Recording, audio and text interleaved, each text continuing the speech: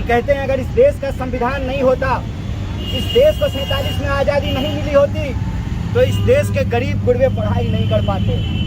जमींदारों के बच्चे जाते थे पढ़ने के लिए विलायत, इंग्लैंड पढ़ने के लिए जाते थे।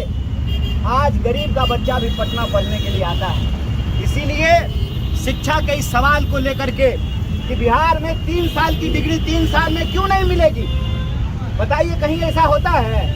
पूरे देश में 3 साल की डिग्री 3 साल में मिलती है, बिहार में आज भी 3 साल की डिग्री 5 साल में मिलती है, 6 साल में मिलती है। दूसरा सवाल है कि किसी भी तरह से इस 45 डिग्री टेम्परेचर में जब आप पढ़ाई करते हैं, किस उम्मीद से करते हैं? इस उम्मीद से करते हैं कि कल को बहाली निकलेगी, परीक्षा होगी, नौकरी होगा, बरतुहार आएगा, ब्याह होगा, हम भी घर बनाएंगे, गाड़ी खरीदेंगे, यही उम्मीद होता है ना।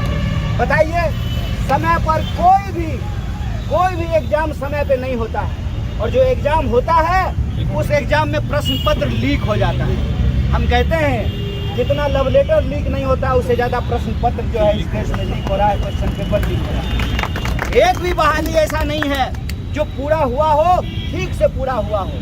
तो नौजवानों का भविष्य कहाँ पर है? और इंफ्रास्ट्रक्चर की हालत ये है कि जैसा कि हमारे एक साथी ने कहा कि 36% आबादी के लिए एक हॉस्टल है, और उस हॉस्टल की भी हालत ये है कि ये राजधानी है राज्य की। यहाँ की लाइब्रेरी में भी ठंडा में ठंडा नहीं लगे वैसी व्यवस्था, और गर्मी में गर्मी नहीं लगे ऐसी व्यवस्था में बच्चे अपनी पढ़ाई कर सके, ऐसी व्यवस्था नहीं की गई है।